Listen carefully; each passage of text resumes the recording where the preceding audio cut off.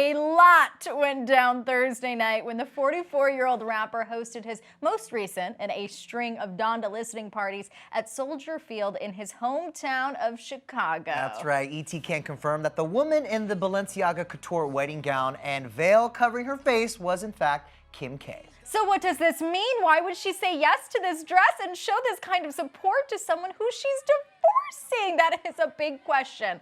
Well, a source tells ET the pair still think of themselves as a family unit. In fact, Kim isn't even planning on dropping West from her name because she wants her kids to feel and know that. Our source goes on to say Kim and Kanye are doing great as co-parents and are continuing to support each other both personally and professionally. And sometimes that means putting on a wedding dress at your ex's listening party. So much more went down, including a couple surprise celeb appearances that still have some fans confused. Earlier today, we talked to a journalist who was on the ground at Soldier Field watching everything as it happened. Joining us now is CW26 anchor and Ebony magazine writer Brandon Pope. Brandon, first of all, thank you for being here. We know you had a late night.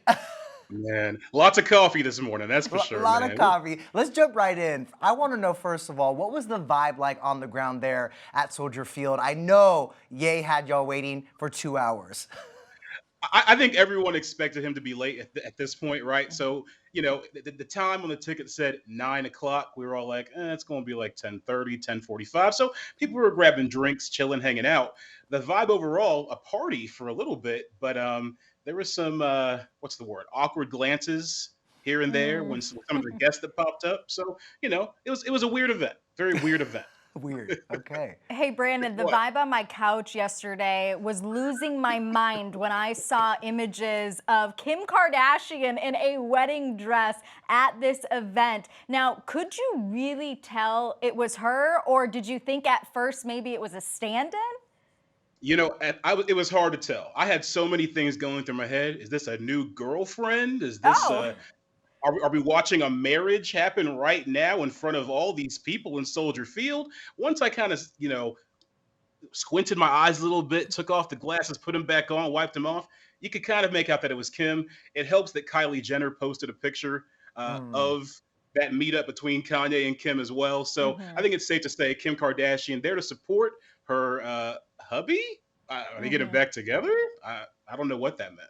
For a split second, I thought it was a reconciliation, but it's not. I think that's why it's so shocking, and the impact is felt because, as we know, Kim and Kanye are in the middle of a divorce, but we also know that they are co-parenting, and according to our source, things are going well for them in that sense. And we did see reports that all 4 kids were in attendance. Did you see any of them? I didn't see any of the kids. If they were there, hey, they must have had some really, really, really good seats. I thought my seats were great. They must have been on the floor, right? There was a lot going on, though. I didn't see them there, but there was a lot of special guests. You had GLC, his old collaborator. You had Rhymefest there. You had all kinds of great folks out there. So it was a lively crowd. You know, it also looked like North and Saint actually opened the show. What could you tell from where you were sitting? From where I was sitting, you did hear the vocals of children. I couldn't figure out which children they were, but it was cute, right? To hear those kids' noises. Kanye's a guy that's all about family. He's passionate about being a dad, right? And that came through throughout the entire concert. The theme of this whole Donda experience is not only the legacy his mom set for him, but also honoring her through the legacy he's built. And that is what he sees as his children and his family. And so it's always, you're always going to see that side of Kanye, that vulnerable side, making sure his kids are front and center and his family is on display. You know, Brandon, you mentioned the special guest, and I want to touch on that a little bit more. We obviously saw DaBaby and Marilyn Manson make cameos. What do you think those appearances meant or even represented, and what was the crowd's reaction to them in this moment?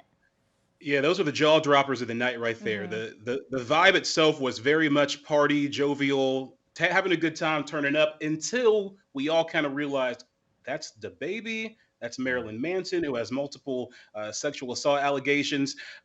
So a lot of people kind of sat down after that, started to question, think. And that's what Kanye does, right? He does a lot of things to make you sit down and think. And this was challenging for sure. I think what he was getting at here, he's in this new phase of his life where he feels like he's been redeemed for his sins. He's leaned into Christianity. He flashed up a lot of scriptures throughout from the book of John, Psalms, Thessalonians, a lot that talk about sinners, redemption, having your soul saved by Jesus Christ. And so I think what he was trying to do was put forward people who have been canceled, so to speak, have been persecuted, have been, doing things, have been making mistakes, putting them front and center and trying to make a statement about what is redemption, how far can redemption actually go. Now, did that statement actually land? I don't know if it landed well at all because having someone like DaBaby who just had these terrible comments about the LGBTQ plus community, and Marilyn Manson who's going through his stuff, it's not a good look. I don't know where you can really start a redemption conversation with those two individuals. That's tough. I think folks on Twitter said it best, seeing the image of Marilyn, DaBaby, and Kanye together. They called them the canceled Avengers, seeing them up there. That might also explain why DaBaby popped up on Ye's new track, Jail. What did you think about Kanye replacing Jay-Z's verse with DaBaby there? That was a jaw dropper as well. People who have heard that Jay-Z collaboration, it got everyone excited because some of the best of Kanye and Jay-Z is when they're together, right? Watch The Throne. We have those memories. They had their dispute over time with, Kanye leading towards Trump and getting into the Kardashian lane. They kind of split apart. This was like, oh, they're finally getting back together. To take Jay-Z's verse, which is a really good verse, completely off, it wasn't cool to see. I was shocked. I was upset as a big Jay-Z fan, and to have DaBaby replace him, especially given what's happened with DaBaby recently, it felt like it's like when you want a New York cheesecake, but instead you get like that Philadelphia cheesecake, Philadelphia cream cheese from Kroger or from the grocery store. It's not the same, right? Not the Philly cheesesteak in Chicago. Just a little different. Just a little different quality, right? Hey, Brandon, really quickly, I've got to know what was going through your mind the moment that Kanye lit himself on fire, really quick. I looked down at my phone for a second. I look up and he's on fire. Out of nowhere. This man is always going to put on a show, right? And do something that's going to get people talking. And I wouldn't recommend people try it at home. How about that? Well said. Well said. What a time to be alive, and we will wait patiently until Donda drops. But in the meantime, Brandon, thank you so much for being here. Hey, thanks for having me, y'all. Always fun.